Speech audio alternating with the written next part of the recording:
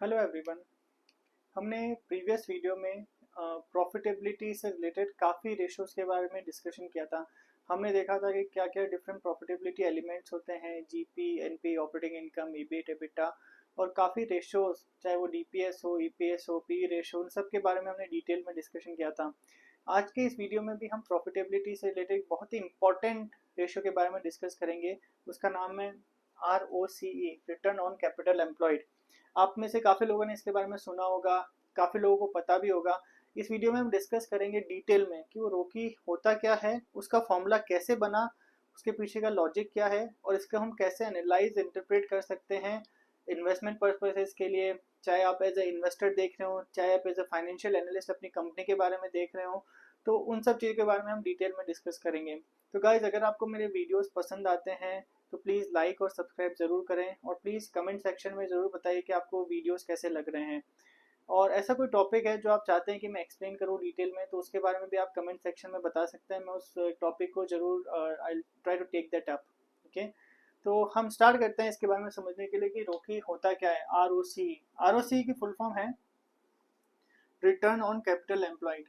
Return on capital employed, return on capital employed. अगर बहुत ही simple term में मैं बोलूँ, रिटर्न ऑन कैपिटल एम्प्लॉयड का मतलब क्या हुआ कि जितनी भी कैपिटल एम्प्लॉयड है उस पर कितना रिटर्न मिल रहा है, जो भी कैपिटल एम्प्लॉयड है उस पर कितना रिटर्न मिल रहा है, वो ये रेशियो बताता है। कैपिटल एम्प्लॉयड पे कितना रिटर्न मिलता है वो ये रेशियो बताता है। ओके, तो दो एलिमेंट हो गए, एक तो हुआ रिटर्न, एक हुआ कैपिटल एम्प्लॉयड। अब इसका रेशियो देखते हैं और वो रेशियो के लॉजिक के बारे में समझने की कोशिश करते हैं। इस इसका रेशियो या फॉर्मूला रहता है, वो होता है EBIT upon capital employed. EBIT upon capital employed. तो जैसे मैंने बोला, दो चीजें हैं, रिटर्न और कैपिटल एम्प्लॉयड। तो कैपिटल एम्प्लॉयड हो गया ये कैपिटल एम्प्लॉयड, रिटर्न हो गया ईबिट। इससे में क्या बोलता है कि मेरी कैपिटल एम्प्लॉयड में मुझे कितना रिटर्न मिल रहा है, ये होता है। ये जनरली परसेंटेज टर्म में कैलकुलेट होता है, तो मल्टीप्लाई बाय 100। अब इसके एलिमेंट को डिटेल में समझने की कोशिश करते हैं।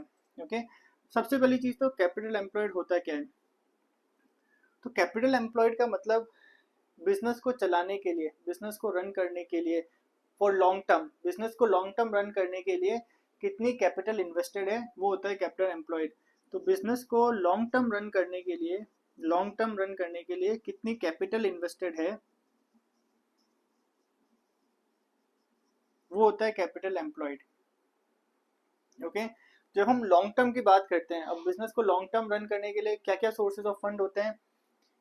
एक तो होता है इक्विटी कैपिटल, इक्विटी शेयर, कई केसेस में प्रेफरेंस शेयर्स भी होते हैं, प्रेफरेंस शेयर कैपिटल। जब मैं इक्विटी बोलता हूँ तो इसमें रिटेन अर्निंग भी शामिल है, right. Equity share, retain earning, preference share, debt, क्योंकि डेट भी जनरली आप लेते हो तो डेट लॉन्ग टर्म के लिए होते हैं। तो बेसिकली आपके जो भी long term sources of fund हैं, long term sources of fund, वो सारे इसमें शामिल होते हैं। तो मतलब कैपिटल एम्प्लॉयड का अगर सिंपली मतलब देखा जाए तो कंपनी को लॉन्ग टर्म चलाने के लिए क्या क्या जो सोर्सेज ऑफ फंड होते हैं वो सब मिलते हैं। वो जो टोटल होती है वो होता है हमारा कैपिटल एम्प्लॉयड। तो जो long term sources of fund है उसमें सब चीज़ें इंक्लूड होती है, जैसे इक्विटी शेयर कैपिटल हुआ, प्रेफरेंस शेयर, डेट, जो भी लॉन्ग टर्म पर्पजेज के लिए हैं वो सारे इंक्लूड होंगे। Okay, equity, preference share, debt, everything will be included which are for long term. ठीक है, वो बनता है हमारा कैपिटल एम्प्लॉयड। ओके, ठीक है, अब अपने कैपिटल एम्प्लॉयड तो समझ लिया। अब रिटर्न के लिए हमने न्यूमरेटर में लिया है ईबिट। अब क्वेश्चन आता है कि ईबिट ही क्यों लिया है। हमने जब प्रॉफिटेबिलिटी एनालिसिस डिस्कस किया था तो उसमें हमने बहुत सारे एलिमेंट देखे थे। हमने जीपी देखा था, नेट प्रॉफिट, सॉरी, जीपी देखा था, ऑपरेटिंग इनकम देखा था, उसके बाद हमने ईबिट देखा, इबिटा देखा, पैट देखा, इतने सारे एलिमेंट हैं। तो यहाँ हम ईबिट को ही क्यों कंसिडर कर रहे हैं। ओके, तो वो काफ़ी हद तक डिपेंड करता है कि हम एनालाइज क्या करना चाह रहे हैं और हमने डिनोमिनेटर में क्या ले रखा है। तो डिनोमिनेटर में हमने long term sources of fund ले रखे हैं। Long term sources of fund में इक्विटी, प्रेफरेंस, डिबेंचर, डेट सब इंक्लूडेड है ना। तो हमें इन सब के रिटर्न को एनालाइज करना है कि इन इट्स मेरी कैपिटल एम्प्लॉयड के अगेंस्ट में कितना रिटर्न है। तो अगर आप पैट ले लोगे, फॉर एग्जाम्पल अगर आप पैट ले लोगे तो पैट तो सिर्फ इक्विटी शेयर होल्डर्स का रिटर्न है, इक्विटी और प्रेफरेंस शेयर होल्डर्स का रिटर्न है, राइट। इसमें डिबेंचर होल्डर्स का रिटर्न तो या डेट होल्डर्स का रिटर्न तो शामिल ही नहीं है, इसलिए to consider debt holders return also EBIT लिया गया है। ओके, तो इसलिए EBIT divide by capital employed, ये फॉर्मूला बना है EBIT divide by capital employed.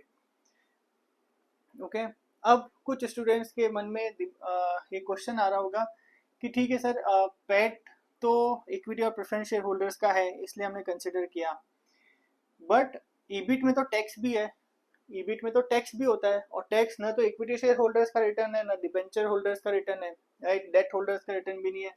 तो हमने ईबिट क्यों कंसिडर नहीं किया, ईबिट को क्यों ही कंसिडर किया?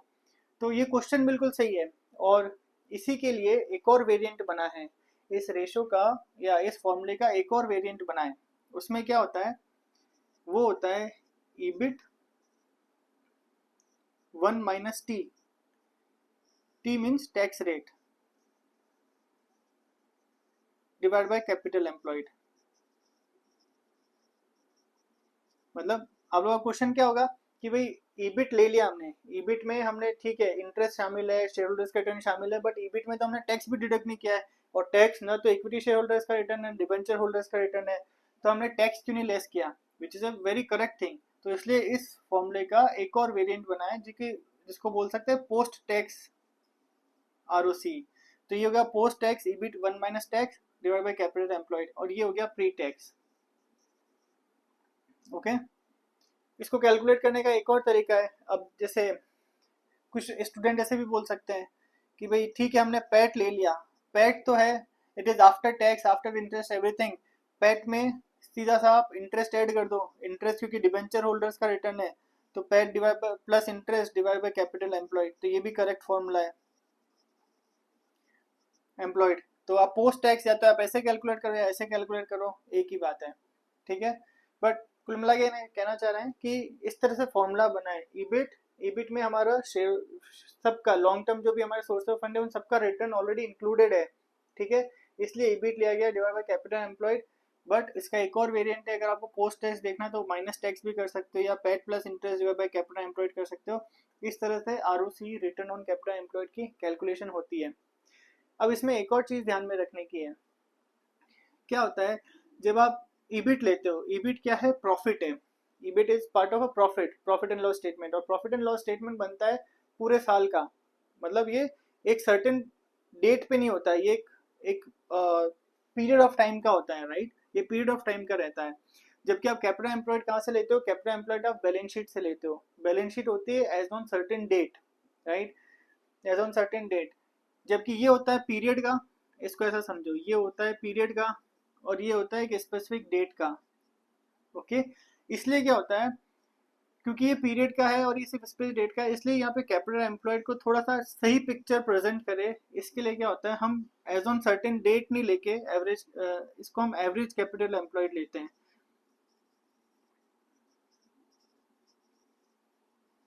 तो कई कई फॉर्मुलाज में आप देखोगे यहाँ पे कैपिटल एम्प्लॉयड नहीं बोल के एवरेज कैपिटल एम्प्लॉयड लिया जाता है, और विच इज अगर एवरेज कैपिटल एम्प्लॉयड दे रखा है तो इट्स बेटर कि हम कैलकुलेशन एवरेज कैपिटल एम्प्लॉयड से ही करें, क्योंकि उसमें क्या होता है, क्योंकि ये पीरियड का है हमारा प्रॉफिट फॉर द पीरियड, जबकि कैपिटल एम्प्लॉयड उस पर्टिकुलर डे का है, अगर आप 31 मार्च या 31 दिसंबर का देख रहे हो तो ये उस दिन का है, तो उसको भी एक एवरेज लाने के लिए opening capital employed plus closing capital employed divide by 2 इस तरह से है, इस तरह से ये एवरेज कैपिटल एम्प्लॉयड लाके उसको डिवाइड किया जा सकता है, ठीक है।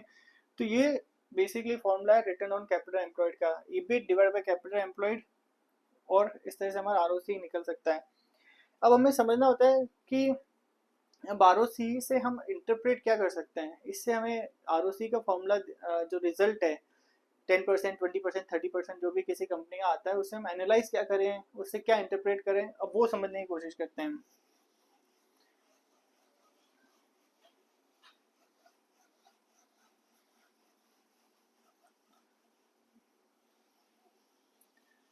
तो इसका फॉर्मूला मैं एक बार लिख देता हूँ ताकि अपने रेफरेंस के लिए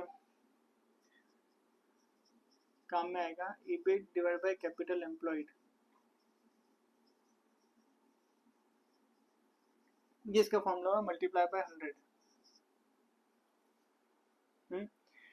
तो अब इससे पहले तो हमें समझ में क्या आता है, जैसे ऐसे कंपनी का, एक कंपनी का आरओसी है 10%, एक का है 20%, तो इससे क्या समझें?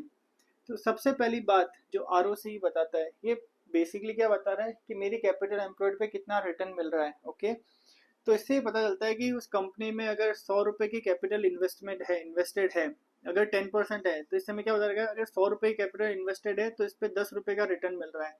इसमें अगर 100 रुपए की कैपिटल इन्वेस्टेड है तो इस पर 20 रुपए का रिटर्न मिल रहा है। ये हमें पता चल रहा है। तो इससे हम क्या निष्कर्ष निकाल सकते हैं कि कौन सी कंपनी अपने कैपिटल को ज़्यादा अच्छे से यूज़ कर रही है, कौन सी कंपनी अपनी कैपिटल को ज़्यादा अच्छे से यूज़ कर रही है और उससे प्रॉफिट जनरेट कर रही है। तो बेसिकली आपकी बताता है कैपिटल एफिशिएंसी,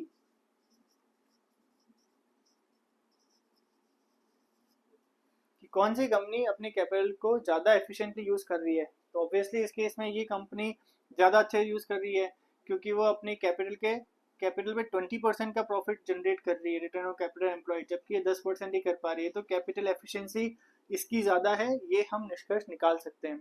ओके, और ऑब्वियसली आपको इसकी प्रॉफिटेबिलिटी के बारे में पता चल ही सकता है, भाई कंपनी प्रॉफिटेबल है या नहीं है, वो तो पता चल ही सकता है, राइट। तो एक इम्पॉर्टेंट चीज़ आप इससे निष्कर्ष निकाल सकते हो कि कंपनी अपनी कैपिटल को कितना अच्छे से यूज़ कर रही है और उस पर कितना प्रॉफिट जनरेट कर रही है, ये आप निष्कर्ष निकाल सकते हो। बट जब आप किसी भी कंपनी के रोकी को एनालाइज करते हो तो आपको कई चीज़ों का ध्यान में रखना होता है। सिर्फ आप एक टाइम के एक पीरियड के या एक साल के रोकी को देख के आप निष्कर्ष नहीं निकाल सकते। तो जब आपको एनालाइज करना है तो किस तरह से एनालाइज करना है वो हम देखते हैं। तो सबसे पहले तो आपको एनालाइज करते टाइम, जब भी आप किसी कंपनी का रिटर्न ऑन कैपिटल एम्प्लॉयड देख रहे हो, तो आपको ट्रेंड बेस्ड एनालिसिस करनी चाहिए हमेशा। ट्रेंड बेस्ड मतलब किसी एक क्वार्टर का या किसी एक मंथ का या किसी एक ईयर का आरओसी देख के आप निष्कर्ष नहीं निकालें। आपको ट्रेंड देखना पड़ेगा कि उस कंपनी के रोकी का ट्रेंड क्या जा रहा है, अगर वो कंटिन्यूसली बढ़ रहा है या कंटिन्यूसली गिर रहा है या वो स्टेबल है। अगर वो कंटिन्यूसली बढ़ रहा है, विच इज़ गुड मीन्स वो जो कंपनी अपनी कैपिटल को एफिशिएंटली यूज़ कर रही है, तो उसकी एफिशिएंसी अच्छी है, ये आप निष्कर्ष निकाल सकते हो। अगर वो स्टेबल है, which is also a good option, means good है क्योंकि उसकी वो जिस तरह से एफिशिएंटली वो कर रही है उसी तरह से वो एफिशिएंटली अपनी कैपिटल को यूज़ करती जा रही है। ओके, बट इसमें हमें और भी चीज़ें देखनी पड़ेगी, वो मैं आगे बताऊंगा। बट अगर उसका आरओसी कम होता जा रहा है, रोकी कम होता जा रहा है, इट मीन्स इट्स बैड। वो जो फैक्टर है वो अच्छा नहीं है। अब वो उसके रीज़न हो सकते हैं, हमें समझना पड़ेगा। तो बट एक हाई लेवल हम समझ सकते हैं कि वो अच्छा नहीं है क्योंकि वो अपनी कैपिटल को उतने अच्छे से यूज़ नहीं कर पा रही है। ओके, दूसरा आपको कंपैरिजन करना होता है इंडस्ट्री में। तो जैसे अगर किसी कंपनी, जैसे मैंने ये बताया कि कंपनी का आरओसी है वो स्टेबल है, तो फिर आपको देखना पड़ेगा कि वो इंडस्ट्री का एवरेज कितना है। अगर इंडस्ट्री का एवरेज है 10 और उसका आरओसी चल रहा है 8 पे, इसका मतलब वो इट्स नॉट कंपेरेबल, मतलब कंपेरेबल तो है, मतलब इट्स नॉट कॉम्पिटेटिव इनफ। वो इंडस्ट्री में इतनी कॉम्पिटेटिव नहीं है, इसलिए उसकी कैपिटल वो एफिशिएंटली यूज़ नहीं कर पा रही है। तो आपको ट्रेंड बेस्ड एनालिसिस करो, आप इंडस्ट्री देखो, इंडस्ट्री फैक्टर कैसा है ना, उसके बेसिस पे आप निष्कर्ष निकाल सकते हो। अब जरूरी नहीं है, अब मैं जैसे एक एग्जांपल देता हूँ। अब जैसे किसी कंपनी का ईयर 1, ईयर 2, ईयर 3 रोकी 8%, 8% और इधर हो गया 2%, तो क्या आप एकदम से डिसीजन ले लोगे कि ये कंपनी अब अच्छी नहीं रही? तो ऐसा नहीं है। आपको अगर वो आरओसी उसका अच्छा नहीं है तो भी आपको थोड़ा सा डिटेल में जाके समझना पड़ेगा कि ऐसा क्या रीज़न है कि उसका आरओसी इस ईयर में एकदम से गिर गया। अब जैसे मैं एग्जांपल देता हूँ, आरओसी बनता कैसा है, EBIT divide by capital employed. अब सपोज एन एग्जांपल, एक कंपनी की कुछ एक्सपेंशन प्लान है। अब उस एक्सपेंशन प्लान के लिए उसने इस साल लोन लिया है। लेट्स से उसका ईबिट था 10,000 का और उसकी कैपिटल एम्प्लॉयड थी 1 लाख। ओके, इस केस में चलो 8,000 ले लेते हैं। ईबिट 8,000 का था और 1 लाख, उस बेसिस पे उसका रिटर्न चल रहा था 8%।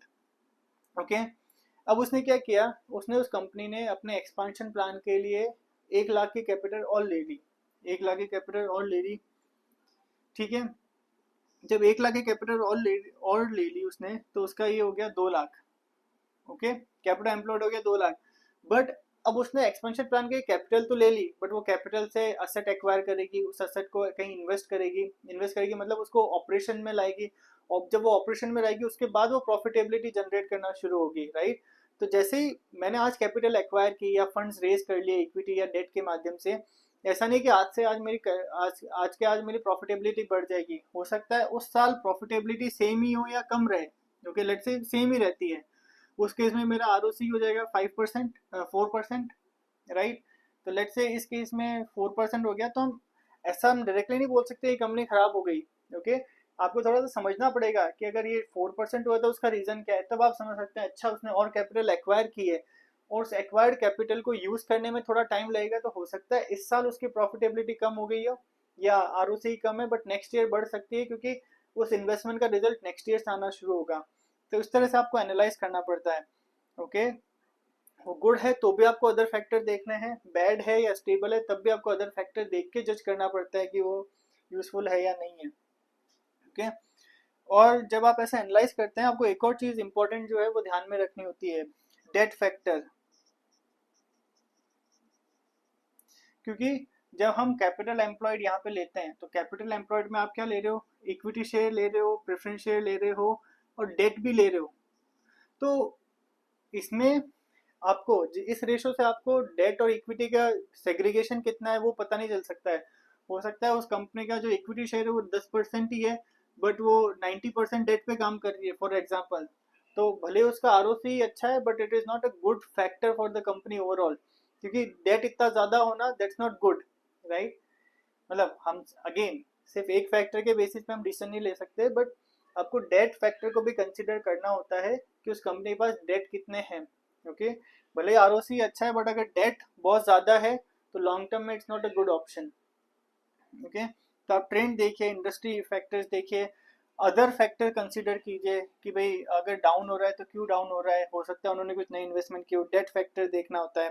ओके, ये सब चीज़ें आपको देखनी होती है। और इसके अलावा आपको एनालाइज करते टाइम क्या ध्यान में रखना होता है इसको, और आपको जो इनकम सस्टेनेबिलिटी भी देखनी होती है, सस्टेनेबिलिटी क्योंकि यहाँ पे हम इनकम ले रहे हैं ईबिट।